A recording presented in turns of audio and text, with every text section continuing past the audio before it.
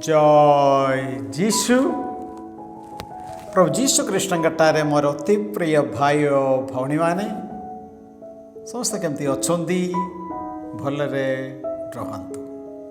जौहन समाचार अध्याय 1 पद संज्ञा 1 आद्यरे वाक्य थिले, वाक्य ईश्वर सहित थिले एवं सही वाक्य ईश्वर थिले।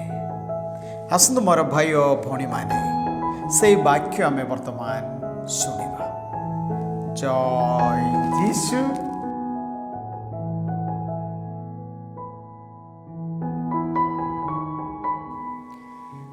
न्यायाधीशगण अध्याय 10। आबिमेलेखଙ୍କ ପରେ इस्राएल को मुक्त करिबा पई तला नियुक्ति प्राप्त हेले। इसाकार गोष्ठीज ददंग पुत्र पुबा थिला। तांकर पिता एफ्राइम पार्वत्य अंचलस्थ शामीर रे अवस्थान करी से 23 वर्ष व्यापी इस्राएल उपरे न्याय विचार कले। तत्परे से देहत्याग कले व शामीर रे समाधिस्थ हेले। जाइर तत्परे गिलियादीय जाइर अभिभूत हेले। से 22 वर्ष व्यापी इस्राएल रो न्याय विचार कले। तांकर 30 जन पुत्र थिले। से माने 30टी गध उपरे यात्रा करुथिले। गिलियाद अंचल रे हाबत जाइर नाम रे अभिहित 30टी नगरी से मानक अधीनस्थ थिला। जाइर मृत्यु मुखरे पतित हेले व कामनन रे समाधिस्थ हेले। जेफथा प्रभुଙ୍କ दृष्टि जहा मंद से सबु इस्राएल पुनराय संपादन कले। से माने बाल देववृंद आशाथाररथ प्रतिमूर्ति गुड़िक व सीरिया सीदन मोआब अमन फिलिस्तिया प्रभृति देश गुड़िकर देव मानंकु उपासना कले। से माने प्रभुଙ୍କୁ परित्याग कले एवं ताहांकर सेवा कार्य कले नाही। इस्राएल विरुद्ध रे प्रभुଙ୍କ कपानल प्रज्वलित हेला। तहु से मानंकु फिलिस्तीय तथा आमोनिय मानक हस्तरे विक्रय कले। से माने सेही वर्ष इस्राएल जनता को निष्ठुर भावे उत्पीड़न कले। जर्दान अपर पार्श्वरे अवस्थित गिलियादस्थ आमोरिय मानक अंचल रे बास करिथिबा समस्त इस्राएलिय मानंकु 18 वर्ष व्यापी से माने ताड़ना देले। जर्दान पारी होई जुदा बेंजामिन एफ्राइम प्रभृति गोष्ठी विरुद्ध रे युद्ध करिबा पई आमोनिय माने आसिले।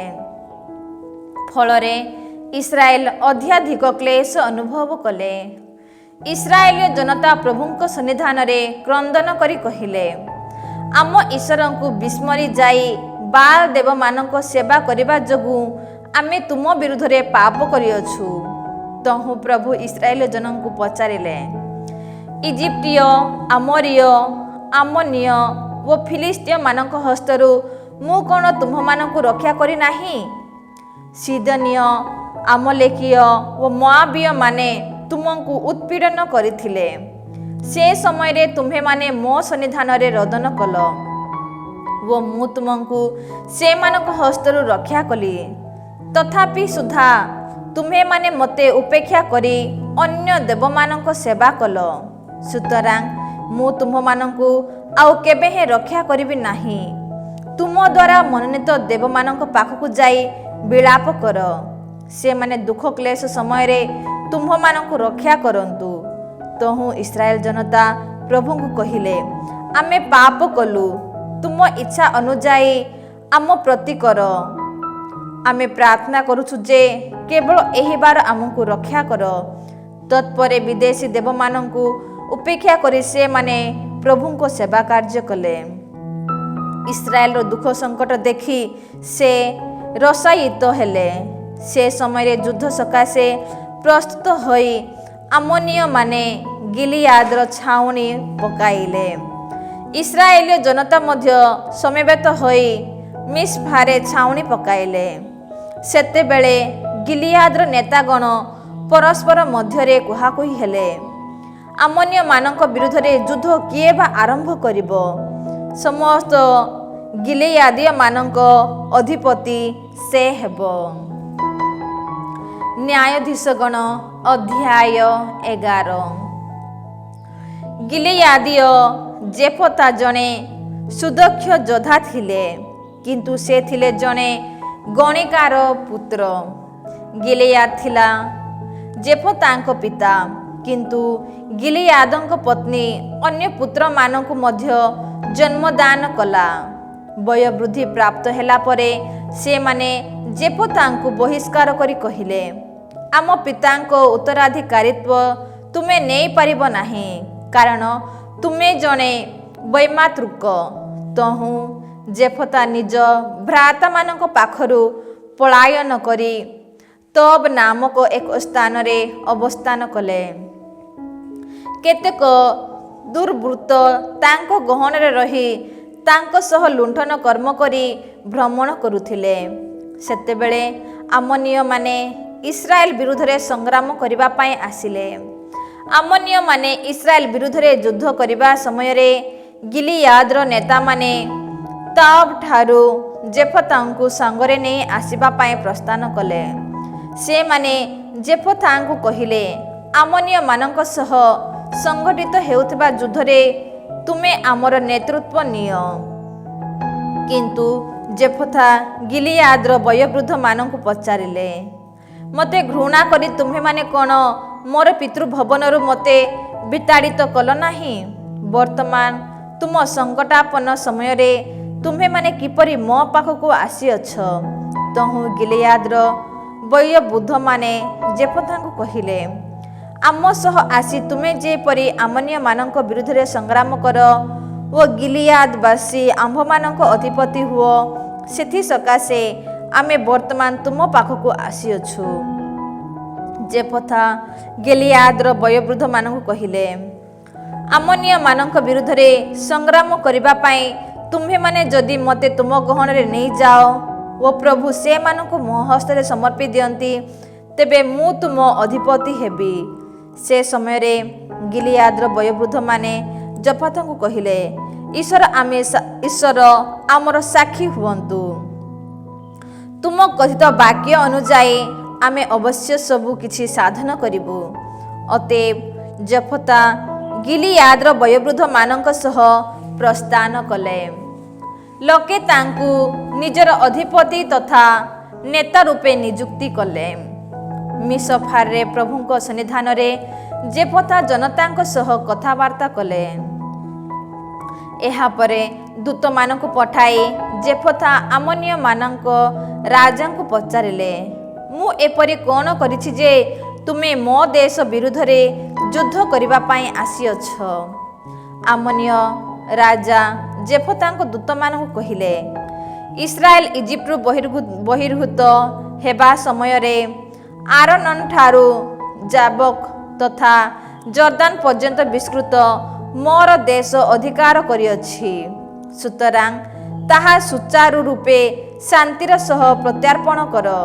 ପୁନରାୟ ଦୂତମାନଙ୍କୁ ପଠାଇ ଜେଫତା ଆମୋନୀୟ ରାଜାଙ୍କୁ କହିଲେ, ମୋଆବୀୟ କିମ୍ବା ଆମୋନୀୟମାନଙ୍କ ଦେଶକୁ ଇସ୍ରାଏଲ ଅଧିକାର କରିନାହିଁ। ସେମାନେ ଇଜିପ୍ଟରୁ ବାହାରି ଆସିବା ସମୟରେ ମରୁ ପ୍ରାନ୍ତର ଦେଇ ଲୋହିତ ସାଗର ଓ ସେହିଠାରୁ କାଦେଶ ପର୍ଯ୍ୟନ୍ତ ଯାତ୍ରା କଲେ। ସେହି ଦିନମାନଙ୍କରେ ଇସ୍ରାଏଲ ଏଦୋମର ରାଜାଙ୍କ ପାଖକୁ ଦୂତମାନଙ୍କୁ ପଠାଇ କହିଲେ, ତୁମ ଦେଶ ଦେଇ ଯାତ୍ରା କରିବା ନିମନ୍ତେ ଆମକୁ ଅନୁମତି ଦିଅ, ଆମେ ଏହା ମିନତି କରୁଅଛୁ। କିନ୍ତୁ ଏଦୋମର ରାଜା ସେଥିପାଇଁ ସମ୍ମତ ହେଲେ ନାହିଁ। ମୋଆବର ରାଜାଙ୍କ ପାଖକୁ ମଧ୍ୟ ଲୋକ ପଠାଇ ସେମାନେ ସେହିଭଳି କହିଲେ, କିନ୍ତୁ ସେ ମଧ୍ୟ ଅସମ୍ମତ ହେଲେ। ସୁତରାଂ ଇସ୍ରାଏଲ କାଦେଶ ଠାରୁ ଅବସ୍ଥାନ କଲେ। ତତ୍ପରେ ସେମାନେ ମରୁ ପ୍ରାନ୍ତରେ ଦେଇ ଯାତ୍ରା କଲେ। ଏଦୋମ ଓ ମୋଆବ ବେଷ୍ଟନ କରି ମୋଆବର ପୂର୍ବ ସୀମା ସରହଦରେ ଆସି ପହଞ୍ଚି ଆରାନନ୍ର ଅପର ପାର୍ଶ୍ୱରେ ସେମାନେ ଛାଉଣି ପକାଇଲେ, କିନ୍ତୁ ସେମାନେ ମୋଆବିୟ ଦେଶରେ ପ୍ରବେଶ କଲେ ନାହିଁ, କାରଣ ଆରାନନ୍ ଥିଲା ମୋଆବର ସୀମା ସରହଦ। ଏହାପରେ ଇସ୍ରାଏଲ ଦୂତମାନଙ୍କୁ ପଠାଇ ହେଶବୋନସ୍ଥ ଆମୋରୀୟ ରାଜା ସିହୋନଙ୍କୁ ପ୍ରାର୍ଥନା କଲେ, ତୁମ ଦେଶ ଦେଇ ଆମ ଦେଶାଭିମୁଖେ ଯାତ୍ରା କରିବା ପାଇଁ ଅନୁମତି ଦିଅ। କିନ୍ତୁ ନିଜ ରାଜ୍ୟ ଦେଇ ଇସ୍ରାଏଲକୁ ଅତିକ୍ରାନ୍ତ କରିବା ପାଇଁ ସିହୋନଙ୍କ ବିଶ୍ୱାସ ହେଲା ନାହିଁ। ସୁତରାଂ ସିହୋନ ସୃଜନମାନଙ୍କୁ ଏକତ୍ରିତ କରି ଜାହାଜରେ ଛାଉଣି ପକାଇ ଇସ୍ରାଏଲ ସହ ସମର କଲେ। ସିହୋନ ଓ ତାଙ୍କ ଜନତା ପ୍ରଭୁ ଇସ୍ରାଏଲର ଈଶ୍ୱର ଇସ୍ରାଏଲର ହସ୍ତରେ ସମର୍ପଣ କଲେ। ଇସ୍ରାଏଲ ସେମାନଙ୍କୁ ପରାସ୍ତ କରି ସେହି ଦେଶଗୁଡ଼ିକରେ ଅବସ୍ଥାନ କରିଥିବା ଆମୋରୀୟମାନଙ୍କ ଦେଶ ଅଧିକାର କଲେ। ଆରାନନ୍ ଠାରୁ ଯାବୋକ ଓ ମରୁପ୍ରାନ୍ତର ଠାରୁ ଜର୍ଦାନ ପର୍ଯ୍ୟନ୍ତ ବିସ୍ତୃତ ସମଗ୍ର ଦେଶ ସେମାନେ ହସ୍ତଗତ କଲେ। ଏହି ପ୍ରକାରେ ପ୍ରଭୁ ଇସ୍ରାଏଲର ଈଶ୍ୱର ସ୍ୱଜନ ଇସ୍ରାଏଲ ସମ୍ମୁଖରୁ ଆମୋରୀୟମାନଙ୍କୁ ଅଧିକାରଚ୍ୟୁତ କଲେ। ଏପରି ପରିପ୍ରେକ୍ଷୀରେ ତୁମେ କ'ଣ ତାହା କରାୟତ୍ତ କରିବ? ତୁମ ଦେବ କେମୋଶ ତୁମକୁ ଯାହା କହିଛି, ଯାହା କିଛି ଦେଇଅଛି, ତାହା କ'ଣ ତୁମ ଅଧୀନସ୍ଥ ନୁହେଁ? ପ୍ରଭୁ ଆମ ଈଶ୍ୱର ଅଧିକାରଚ୍ୟୁତ କରି ଯାହା କିଛି ଆମକୁ ପ୍ରଦାନ କରିଅଛନ୍ତି, ସେ ସମସ୍ତ ଆମେ ହସ୍ତଗତ କରିବୁ। ମୋଆବିୟ ରାଜା ସିଫୋରାଙ୍କ ପୁତ୍ର ବାଲକାଙ୍କ ଅପେକ୍ଷା ତୁମେ କ'ଣ ଅଧିକ ଶ୍ରେଷ୍ଠତର? ସେ କେବେ ହେଁ ଇସ୍ରାଏଲର ବିରୁଦ୍ଧରେ ପ୍ରତିରୋଧ କଲେ କି? କିମ୍ବା ସେମାନଙ୍କ ବିରୁଦ୍ଧରେ ଯୁଦ୍ଧ କରିବା ପାଇଁ କେବେ ହେଁ ବାହାରିଥିଲେ କି? ହେଶବୋନ ତଥା ତାର ଗ୍ରାମାଞ୍ଚଳ, ଆର୍ଏର ତଥା ତାର ଗ୍ରାମାଞ୍ଚଳ ଓ ଆର୍ନୋନ ଉପକୂଳ ନଗରୀ ସମୂହରେ ଯେଉଁ 300 ବର୍ଷ ବ୍ୟାପୀ ଇସ୍ରାଏଲ ବାସ କରିଥିଲେ, ସେ ସମୟରେ ତୁମେ କାହିଁକି ବା ସେ ସବୁ ଅଧିକାର କଲ ନାହିଁ? ସୁତରାଂ ତୁମ ବିରୁଦ୍ଧରେ ମୁଁ କୌଣସି ଅପରାଧୀ କରିନାହିଁ। ଅତଏବ ମୋ ବିରୁଦ୍ଧରେ ଯୁଦ୍ଧ କରିବା ତୁମ ପକ୍ଷରେ ଅନ୍ୟାୟ। ନ୍ୟାୟାଧୀଶ ପ୍ରଭୁ ଇସ୍ରାଏଲୀୟ ତଥା ଆମୋନ୍ୟ ଜନତା ମଧ୍ୟରେ ଆଜି ନ୍ୟାୟ ବିଚାର କରନ୍ତୁ। କିନ୍ତୁ ଜେଫଥାଙ୍କ ଏହି ସନ୍ଦେଶ ପ୍ରତି ଆମୋନ୍ୟ ରାଜା କର୍ଣ୍ଣପାତ କଲେ ନାହିଁ। ପ୍ରଭୁଙ୍କ ଆତ୍ମା ଜେଫଥାଙ୍କୁ ଆବିଷ୍ଟ କଲେ। ତେଣୁ ଗିଲେୟାଦ ତଥା ମାନାସେ ମଧ୍ୟ ଦେଇ ଗିଲିୟାଦସ୍ଥ ମିସଫା ଓ ସେହିଠାରୁ ଆମୋନୀୟମାନଙ୍କ ଦେଶ ଅଭିମୁଖେ ସେ ପ୍ରସ୍ଥାନ କଲେ।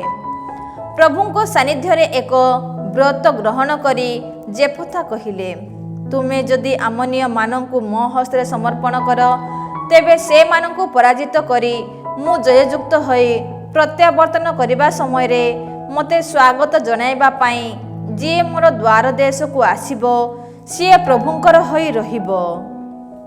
ମୁଁ ତାକୁ ହୋମବଳି ରୂପେ ଉତ୍ସର୍ଗ କରିବି। ତତ୍ପରେ ଯୁଦ୍ଧ କରିବା ଉଦ୍ଦେଶ୍ୟରେ ଜେଫଥା ଆମୋନୀୟମାନଙ୍କ ସୀମା ସରହଦ ଅତିକ୍ରମ କଲେ ଓ ପ୍ରଭୁ ସେମାନଙ୍କୁ ତାଙ୍କ ହସ୍ତରେ ସମର୍ପଣ କଲେ। ଆରୋଏଠାରୁ ମିନିତ ତଥା ଆବେଲ କେରାମିମ୍ ସମୀପବର୍ତ୍ତୀ ଅଞ୍ଚଳ ପର୍ଯ୍ୟନ୍ତ ବିସ୍ତୃତ ଦେଶାନ୍ତର୍ଗତ 20ଟି ନଗରୀ ସମୂହରେ ସେମାନଙ୍କ ବହୁ ସଂଖ୍ୟକ ଲୋକଙ୍କୁ ସେ ବଧ କଲେ। ଏହିପରି ଆମୋନୀୟମାନେ ଇସ୍ରାଏଲୀୟ ଜନତାର ଅଧୀନସ୍ଥ ହେଲେ। ଏହାପରେ ମିସଫାସ୍ତ ନିଜ ଗୃହକୁ ଜେଫଥା ଫେରିଗଲେ। ମଦିରା ବାଦନ ତଥା ନୃତ୍ୟ କରି ତାଙ୍କୁ ସ୍ୱାଗତ ଜଣାଇବା ଉଦ୍ଦେଶ୍ୟରେ ତାଙ୍କ କନ୍ୟା ବାହାରି ଆସିଲା। ପୁଣି ସେ ଥିଲା ତାଙ୍କର ଏକମାତ୍ର କନ୍ୟା ଓ ତା ବ୍ୟତୀତ ତାଙ୍କର ଅନ୍ୟ କୌଣସି ପୁତ୍ର କନ୍ୟା ନଥିଲେ। ତାକୁ ଦେଖି ସେ ନିଜ ପରିହିତ ବସ୍ତ୍ର ଛିନ୍ନ କରି କହିଲେ, ହାୟ, ହେ ମୋର ବତ୍ସା, ତୁମେ ମୋତେ ଅତ୍ୟନ୍ତ ଦୁଃଖ ନିମଗ୍ନ କରିଅଛ। ତୁମେ ମୋତେ ଅତିଶୟ ସଙ୍କଟାପନ୍ନ କରିଅଛ। ପ୍ରଭୁଙ୍କ ଉଦ୍ଦେଶ୍ୟରେ ମୁଁ ବଚନ ପ୍ରଦାନ କଲି ଓ ମୁଁ ତାହା ଫେରାଇ ନେଇ ନ ପାରେ। ସେ ତାଙ୍କୁ କହିଲେ, ହେ ମୋର ପିତା, ତୁମେ ଯଦି ପ୍ରଭୁଙ୍କ ଉଦ୍ଦେଶ୍ୟରେ ତୁମର ବଚନ ପ୍ରଦାନ କରିଅଛ, ତେବେ ତୁମ ତୁମ ଶତ୍ରୁ ଆମନ୍ୟମାନଙ୍କ ବିପକ୍ଷରେ ପ୍ରଭୁ ପ୍ରତିଶୋଧ ନେଇଥିବା ଯୋଗୁଁ ମୋ ସମ୍ବନ୍ଧରେ ପ୍ରଭୁଙ୍କ ଉଦ୍ଦେଶ୍ୟରେ ତୁମ ବଚନ ଅନୁଯାୟୀ ମୋ ପ୍ରତି ସମ୍ପନ୍ନ କର। ସେ ପୁନଶ୍ଚ ତାଙ୍କୁ କହିଲେ, ଏହା ମୋ ପ୍ରତି କରାଯାଉ ଯେ ମୋର ସଖୀମାନଙ୍କ ଗହଣରେ ପର୍ବତ ସମୂହକୁ ଯାଇ 2 ମାସ ଧରି ମୋର ସତୀତ୍ୱ ସମ୍ପର୍କରେ ବିଳାପ କରିବା ସକାଶେ ମୋତେ ଅନୁମତି ଦିଅ। ଯାଅ ବୋଲି କହି ସେ ତାକୁ 2 ମାସ ବ୍ୟାପୀ ପଠାଇଦେଲେ। ପୁଣି ନିଜ ସଖୀମାନଙ୍କ ଗହଣରେ ସେ ପର୍ବତ ସମୂହ ଅଭିମୁଖେ ପ୍ରସ୍ଥାନ କରି ନିଜ ସତୀତ୍ୱ ବିଷୟ ନେଇ ବିଳାପ କଲା। 2ଟି ମାସ ସମାପ୍ତ ହେଲା ପରେ ସେ ନିଜ ପିତାଙ୍କ ପାଖକୁ ଫେରି ଆସିଲା ଓ ସେ ଗ୍ରହଣ କରିଥିବା ବ୍ରତ ଅନୁଯାୟୀ ତାହା ପ୍ରତି ସାଧନ କଲେ। ସେ କେବେ ହେଁ କାହାକୁ ନିଜର ପୁରୁଷ ରୂପେ ଜାଣିନଥିଲା। ଗିଲିଆଦୀୟ ଜେଫତାଙ୍କ କନ୍ୟାର ସ୍ମରଣାର୍ଥେ ପ୍ରତ୍ୟେକ ବର୍ଷ 4 ଦିନ ଧରି ଇସ୍ରାଏଲୀୟ କନ୍ୟାଗଣ ବିଳାପ କରିବା ପାଇଁ ଯିବାର ପ୍ରଥା ପ୍ରଚଳିତ ହେଲା। ନ୍ୟାୟାଧୀଶଗଣ ଅଧ୍ୟାୟ 12। ଏଫ୍ରାଇମମାନେ ଯୁଦ୍ଧ ପାଇଁ ପ୍ରସ୍ତୁତ ହେଲେ। ସାଫେନକୁ ଯାଇ ସେମାନେ ଜେଫଥାଙ୍କୁ କହିଲେ, ଆମନ୍ୟମାନଙ୍କ ବିରୁଦ୍ଧରେ ଯୁଦ୍ଧ କରିବା ପାଇଁ ସୀମା ସରହଦ ଅତିକ୍ରମ କଲା ସମୟରେ ତୁମ ଗହଣରେ ଆସିବା ପାଇଁ ତୁମେ ଆମକୁ କାହିଁକି ଡକାଇ ନାହଁ? ତେଣୁ ତୁମ ସମେତ ତୁମ ଗୃହ ଆମେ ଦଗ୍ଧ କରିବୁ। ଜେଫଥା ସେମାନଙ୍କୁ କହିଲେ, ଆମନ୍ୟମାନଙ୍କ ସହ ମୋର ତଥା ମୋର ସୃଜନମାନଙ୍କର ବିରାଟ ସଂଘର୍ଷ ହେଲା। ମୁଁ ତୁମକୁ ଡାକିବା ସମୟରେ ତୁମ୍ଭେମାନେ ମୋତେ ସେମାନଙ୍କ ହସ୍ତରୁ ରକ୍ଷା କଲ ନାହିଁ। ତୁମ୍ଭେମାନେ ମୋତେ ରକ୍ଷା କରିବ ନାହିଁ ଦେଖି ମୁଁ ନିଜ ଜୀବନକୁ ସଙ୍କଟାପନ୍ନ କରି ଆମନ୍ୟମାନଙ୍କ ସୀମା ସରହଦ ଅତିକ୍ରମ କଲି। ପ୍ରଭୁ ସେମାନଙ୍କୁ ମୋ ହସ୍ତରେ ସମର୍ପଣ କଲେ। ତାହା ହେଲେ ତୁମ୍ଭେମାନେ ଆଜି କାହିଁକି ମୋ ବିରୁଦ୍ଧରେ ଯୁଦ୍ଧ କରିବା ପାଇଁ ଆସିଅଛ? ଏହାପରେ ସମସ୍ତ ଗିଲିଆଦୀୟମାନଙ୍କୁ ଏକତ୍ରିତ କରାଇ ଜେଫଥା ଏଫ୍ରାଇମମାନଙ୍କ ବିରୁଦ୍ଧରେ ଯୁଦ୍ଧ କଲେ। ଗିଲିଆଦୀୟମାନେ ଏଫ୍ରାଇମ ତଥା ମାନାସେ ଗୋଷ୍ଠୀ ମଧ୍ୟବାସୀ ପଳାତକ ଅଟନ୍ତି ବୋଲି ଏଫ୍ରାଇମ ଗୋଷ୍ଠୀ କହିଥିବା ଯୋଗୁଁ ଗିଲିଆଦୀୟମାନେ ଯୁଦ୍ଧ କରି ସେମାନଙ୍କୁ ଧ୍ୱଂସ କଲେ। ଏଫ୍ରାଇମମାନଙ୍କ ବିପକ୍ଷରେ ଗିଲିଆଦୀୟମାନେ ଜର୍ଦାନର ଅଗଭୀର ଜଳସ୍ଥାନ କରାୟତ୍ତ କଲେ। ଜର୍ଦାନର ଅପର ପାର୍ଶ୍ୱକୁ ପାରି ହେବା ପାଇଁ ମୋତେ ଅନୁମତି ଦିଅ। ଏହିପରି ଯେବେ କୌଣସି ଏଫ୍ରାଇମୀୟ ପଳାତକ କହିଲା, ତେବେ ଗିଲିଆଦୀୟ ଲୋକେ ପଚାରୁଥିଲେ ଯେ, ତୁମେ କ'ଣ ଜଣେ ଏଫ୍ରାଇମୀୟ ବ୍ୟକ୍ତି? ଯଦି ସେ ନାହିଁ କହିଲା, ତେବେ ସେମାନେ ତାଙ୍କୁ କହିଲେ, ତାହା ହେଲେ ତୁମେ ଶିବଲେଦ୍ ଶବ୍ଦଟି ଉଚ୍ଚାରଣ କର। ସଠିକ୍ ଭାବରେ ଉଚ୍ଚାରଣ କରିନପାରି ସେ ଯଦି ଶିବଲେଦ୍ କହିଲା, ତେବେ ସେମାନେ ତାକୁ ଧରି ଜର୍ଦାନର ଅଗଭୀର ଜଳସ୍ଥାନରେ ବଧ କଲେ। ସେହି ଦିନମାନଙ୍କରେ 42,000 ଏଫ୍ରାଇମୀୟମାନେ ନିହତ ହେଲେ। 6 ବର୍ଷ ବ୍ୟାପୀ ଜେଫଥା ଇସ୍ରାଏଲରେ ନ୍ୟାୟ ବିଚାର କଲେ। ତତ୍ପରେ ଗିଲେୟାଦୀୟ ଜେଫଥା ମୃତ୍ୟୁବରଣ କଲେ ଓ ନିଜ ନଗରୀ ଗିଲେୟାଦରେ କବର ପକାଇଲେ। ଇବସାନ୍। ତାଙ୍କ ପରେ ବେଥଲେହେମୀୟ ଇବସାନ୍ ଇସ୍ରାଏଲ ଉପରେ ନ୍ୟାୟ ବିଚାର କଲେ। ତାଙ୍କର 30 ଜଣ ପୁତ୍ର ତଥା ନିଜ କୁଳ ବାହାରେ ବିବାହ ଦେଇଥିବା 30 ଜଣ କନ୍ୟା ଥିଲେ। ନିଜ ପୁତ୍ରମାନଙ୍କ ସହ ବିବାହ କରିବା ପାଇଁ ନିଜ କୁଳ ବାହାରୁ ସେ 30 ଜଣ କନ୍ୟାଙ୍କୁ ଆଣିଥିଲେ। 7 ବର୍ଷ ବ୍ୟାପୀ ସେ ଇସ୍ରାଏଲର ନ୍ୟାୟ ବିଚାର କଲେ। ତତ୍ପରେ ଇବସାନ୍ ଦେହତ୍ୟାଗ କଲେ ଓ ବେଥଲେହେମରେ ସମାଧିସ୍ଥ ହେଲେ। ଏଲୋନ୍। ତାଙ୍କ ପରେ ସେବୁଲୁନ୍ ଗୋଷ୍ଠୀଜ ଏଲୋନ୍ 10 ବର୍ଷ ବ୍ୟାପୀ ଇସ୍ରାଏଲର ନ୍ୟାୟ ବିଚାର କଲେ। ତତ୍ପରେ ଏଲୋନ୍ ମୃତ୍ୟୁବରଣ କଲେ ଓ ସେବୁଲୁନ୍ ଦେଶସ୍ଥ ଆଇଜେଲନରେ କବର ପାଇଲେ। ଆବଦନ। ତାଙ୍କ ପରେ ପିରାଥନୀୟ ହିଲେଲଙ୍କ ପୁତ୍ର ଆବଦନ ଇସ୍ରାଏଲ ଉପରେ ନ୍ୟାୟ ବିଚାର କଲେ। ତାଙ୍କର 40ଟି ପୁତ୍ର ଓ 30 ଜଣ ପୌତ୍ର ଥିଲେ ଏବଂ ସେମାନେ 70ଟି ଗର୍ଦ୍ଦଭ ଉପରେ ଯାତ୍ରା କରୁଥିଲେ। 8 ବର୍ଷ ବ୍ୟାପୀ ସେ ଇସ୍ରାଏଲର ନ୍ୟାୟ ବିଚାର କଲେ। ପିରଥୀୟ ହିଲେକଙ୍କ ପୁତ୍ର ଆବଦନ ମୃତ୍ୟୁ ମୁଖରେ ପତିତ ହେଲେ ଓ ଆମାଲେକୀୟ ମାନଙ୍କ ପାର୍ବତ୍ୟ ଅଞ୍ଚଳ ଅନ୍ତର୍ଭୁକ୍ତ ଏଫ୍ରାମିୟ ଦେଶସ୍ଥ ପିରାଥନରେ ସମାଧିସ୍ଥ ହେଲେ। ନ୍ୟାୟାଧୀଶଗଣ ଅଧ୍ୟାୟ 13। ସାମସନଙ୍କ ଜନ୍ମ। ପ୍ରଭୁଙ୍କ ଦୃଷ୍ଟିରେ ଯାହା ମନ୍ଦ ଇସ୍ରାଏଲୀୟ ଜନତା ତାହା ପୁନରାୟ ସମ୍ପନ୍ନ କଲେ। ତହୁଁ ପ୍ରଭୁ ସେମାନଙ୍କୁ 40 ବର୍ଷ ବ୍ୟାପୀ ଫିଲିସ୍ତୀୟମାନଙ୍କ ହସ୍ତରେ ସମର୍ପଣ କଲେ। ସେ ସମୟରେ ସରାରରେ ଦାନ ଗୋଷ୍ଠୀଜ ମାନବା ନାମକ ଜଣେ ବ୍ୟକ୍ତି ଥିଲା। ତାର ପତ୍ନୀ ବନ୍ଧ୍ୟା ଥିଲା। ପ୍ରଭୁଙ୍କ ଦୂତ ଉଭା ହୋଇ ତାହାକୁ କହିଲେ, ତୁମେ ବନ୍ଧ୍ୟା, ତୁମର ସନ୍ତାନଗଣ ନାହାନ୍ତି, କିନ୍ତୁ ତୁମେ ହନ୍ତସନ୍ତା ହୋଇ ଗୋଟିଏ ପୁତ୍ର ସନ୍ତାନ ପ୍ରସବ କରିବ। ସୁତରାଂ ସାବଧାନ ହୁଅ, ଦ୍ରାକ୍ଷାରସ କିମ୍ବା କୌଣସି ମାଦକ ଦ୍ରବ୍ୟ ପାନ କର ନାହିଁ। ଔଷଧ ଖାଦ୍ୟ ପଦାର୍ଥ ମଧ୍ୟ ଭକ୍ଷଣ କର ନାହିଁ। ତୁମେ ଗର୍ଭବତୀ ହୋଇ ଏକ ପୁତ୍ର ସନ୍ତାନ ପ୍ରସବ କରିବ। ତାର ମସ୍ତକକୁ କ୍ଷୁର ସ୍ପର୍ଶ କରିବ ନାହିଁ, କାରଣ ସେହି ବାଳକଟି ନିଜ ଜନ୍ମ ସମୟ ଠାରୁ ଈଶ୍ୱରଙ୍କ ଉଦ୍ଦେଶ୍ୟରେ ଏକ ନାସିରୀୟ ହୋଇ ରହିବ। ଫିଲିସ୍ତୀୟମାନଙ୍କ ହସ୍ତରୁ ସେ ଇସ୍ରାଏଲକୁ ଉଦ୍ଧାର କରିବା ଆରମ୍ଭ କରିବ। ଏହାପରେ ସେହି ନାରୀ ନିଜ ପତିକୁ ଏହି ବୃତ୍ତାନ୍ତ ଅବଗତ କରାଇ କହିଲା, ଜଣେ ଦିବ୍ୟ ପୁରୁଷ ମୋ ସମ୍ମୁଖରେ ଉଭା ହେଲେ। ତାଙ୍କର ବଦନ ଈଶ୍ୱରଙ୍କ ଦୂତ ବଦନ ସଦୃଶ ଅତ୍ୟନ୍ତ ଭୟାନକ ଦେଖାଯାଉଥିଲା। କେଉଁଠାରୁ ଆସିଅଛନ୍ତି ବୋଲି ମୁଁ ତାଙ୍କୁ ପଚାରିଲେ ନାହିଁ ଓ ସେ ନିଜ ନାମ ସୁଦ୍ଧା ମୋତେ ଜଣାଇଲେ ନାହିଁ। କିନ୍ତୁ ସେ ଏହିପରି ମୋତେ କହିଲେ, ତୁମେ ହନ୍ତସନ୍ତା ହୋଇ ଏକ ପୁତ୍ର ପ୍ରସବ କରିବ।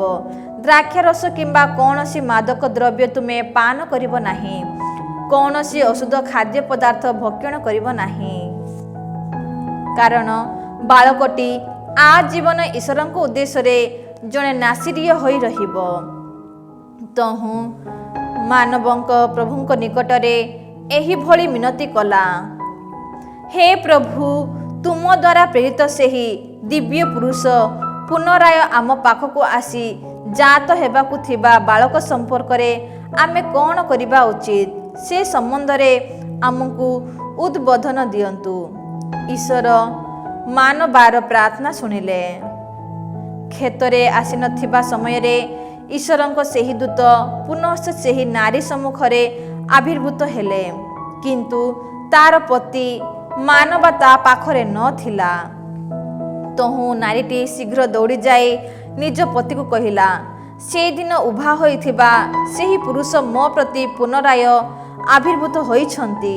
ତତ୍କ୍ଷଣାତ୍ ମାନବା ଉଠି ନିଜ ପତ୍ନୀର ଅନୁଗମନ କଲା ଓ ତାହାଙ୍କ ପାଖକୁ ଆସି ପଚାରିଲା, ଏହି ନାରୀ ସହ ବାକ୍ୟାଳାପ କରିଥିବା ସେହି ଲୋକ କ'ଣ ତୁମେ? ସେ କହିଲେ, ହଁ, ମୁଁ ସେହି। ସେ ସମୟରେ ମାନବା ପଚାରିଲା, ତୁମ ବଚନ ସଫଳ ହେବା ସମୟରେ ସେହି ବାଳକଟିର ଜୀବନଧାରା କ'ଣ ହେବ? ସେ କ'ଣ କରିବା ଉଚିତ? ପ୍ରଭୁଙ୍କ ଦୂତ ମାନବାକୁ କହିଲେ, ଯାହା କିଛି ମୁଁ ନାରୀଟିକୁ କହିଅଛି ସେ ସବୁଥିରେ ସେ ସାବଧାନ ହେଉ। ଦ୍ରାକ୍ଷରୁ ଉତ୍ପନ୍ନ କୌଣସି ପଦାର୍ଥ ସେ ଆହାର କରିପାରିବ ନାହିଁ। ଦ୍ରାକ୍ଷାରସ କିମ୍ବା କୌଣସି ମାଦକ ଦ୍ରବ୍ୟ ସେ ପାନ ନ କରୁ ଏବଂ କୌଣସି ଔଷଧ ଖାଦ୍ୟ ପଦାର୍ଥ ଭକ୍ଷଣ ନ କରୁ। ଯାହା କିଛି ନିର୍ଦ୍ଦେଶ ମୁଁ ତାହାକୁ ଦେଇଅଛି ସେ ତାହା ପାଳନ କରୁ। ସେତେବେଳେ ମାନବା ପ୍ରଭୁଙ୍କ ଦୂତଙ୍କୁ କହିଲେ, ମୁଁ ଗୋଟିଏ ମେଷ ଶାବକ ପାକ କରିବା ପର୍ଯ୍ୟନ୍ତ ତୁମେ ଏହିଠାରେ ଅପେକ୍ଷା କରିବା ପାଇଁ ମୁଁ ମିନତି କରୁଅଛି। ପ୍ରଭୁଙ୍କ ଦୂତ ମାନବାକୁ କହିଲେ, ତୁମେ ଯଦି ମୋତେ ଅଟକାଇ ରଖ, ତେବେ ମୁଁ ତୁମର କୌଣସି ଖାଦ୍ୟ ପଦାର୍ଥ ଆହାର କରିବି ନାହିଁ। କିନ୍ତୁ ତୁମେ ଯଦି ଗୋଟିଏ ହୋମ ବଳି ପ୍ରସ୍ତୁତ କର, ତେବେ ତାହା ପ୍ରଭୁଙ୍କ ଉଦ୍ଦେଶ୍ୟରେ ଉତ୍ସର୍ଗ କର, କାରଣ ସେ ପ୍ରଭୁଙ୍କର ଜଣେ ଦୂତ ବୋଲି ମାନବା ଜାଣିନଥିଲା। ମାନବା ପୁଣି ପ୍ରଭୁଙ୍କ ଦୂତଙ୍କୁ ପଚାରିଲା, ତୁମ ଦ୍ୱାରା କଥିତ ବଚନ ଯେତେବେଳେ ସାର୍ଥକ ହେବ, ସେତେବେଳେ ଆମେ ଯେପରି ତୁମ ପ୍ରତି ସମ୍ମାନ ପ୍ରଦର୍ଶନ କରିବୁ, ସେଥିସକାଶେ ତୁମର ନାମ କ'ଣ?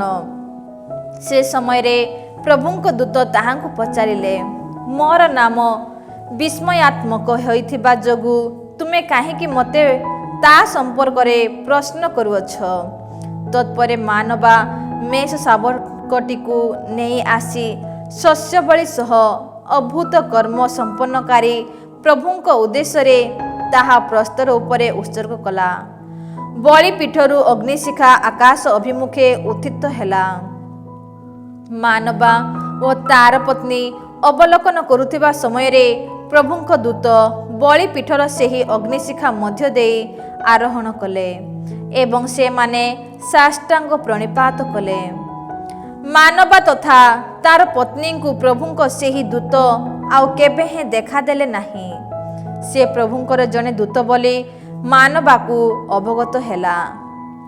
ମାନବା ନିଜ ପତ୍ନୀଙ୍କୁ କହିଲା, ଈଶ୍ୱରଙ୍କ ଦର୍ଶନ ପାଇଥିବା ଯୋଗୁଁ ଆମେ ଅବଶ୍ୟ ମରିବା। କିନ୍ତୁ ତାର ପତ୍ନୀ କହିଲା, ଆମକୁ ହତ୍ୟା କରିବା ପାଇଁ ଯଦି ତାହାଙ୍କର ଉଦ୍ଦେଶ୍ୟ ଥିଲା, ତେବେ ପ୍ରଭୁ ଆମ ହସ୍ତରୁ ହୋମ ତଥା ଶସ୍ୟ ବଳି ଗ୍ରହଣ କରିନଥାନ୍ତେ ଏବଂ ଏ ସମସ୍ତ କାର୍ଯ୍ୟ ଆମକୁ ଦର୍ଶାଇ ନଥାନ୍ତେ କିମ୍ବା ବିଦିତ କରିନଥାନ୍ତେ। ଏହାପରେ ନାରୀଟି ଏକ ପୁତ୍ର ପ୍ରସବ କଲା ଓ ସେ ତାକୁ ସାମସନ୍ ନାମରେ ନାମିତ କଲା। ବାଳକଟି ବୁଦ୍ଧିପ୍ରାପ୍ତ ହେଲା। ପ୍ରଭୁ ତାକୁ ଆଶୀଷ ଦେଲେ।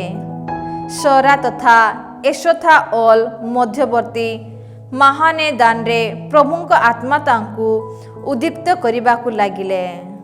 ପ୍ରେଜ୍ ଦ ଲର୍ଡ, ପ୍ରେଜ୍ ଦ ଲର୍ଡ। ମାର୍କୋଙ୍କ ସୁସମାଚାର ଅଧ୍ୟାୟ 4 ପଦ ସଂଖ୍ୟା 4। ଯୀଶୁ ଉତ୍ତର ଦେଲେ, ଲେଖା ଅଛି, ମନୁଷ୍ୟ କେବଳ ରୋଟିରେ ବଞ୍ଚେ ନାହିଁ, ବରଂ ଈଶ୍ୱରଙ୍କ ମୁଖ ନିଃସୃତ ପ୍ରତ୍ୟେକ ବାଣୀରେ ବଞ୍ଚେ। ପ୍ରାର୍ଥନା କରିବା, ପ୍ରଭୁ ଆମ୍ଭମାନଙ୍କୁ ବାକ୍ୟ ଦିଅ। ଧନ୍ୟବାଦ ଯୀଶୁ, ତୁମର ପବିତ୍ର ବାକ୍ୟ ପାଇଁ, ଜୀବନ୍ତ ବାକ୍ୟ ପାଇଁ ଆଜି ଆମେ ତୁମକୁ ଧନ୍ୟବାଦ ଦେଉଛୁ। ପ୍ରଭୁ ସର୍ବଶକ୍ତିମାନ ପରମେଶ୍ୱର ପିତା ଓ ପୁତ୍ର ଏବଂ ପବିତ୍ର ଆତ୍ମା ଆପଣମାନଙ୍କୁ ଆଶୀର୍ବାଦ କରନ୍ତୁ। ଆମେନ୍। ସମସ୍ତଙ୍କୁ ଜୟ ଯୀଶୁ।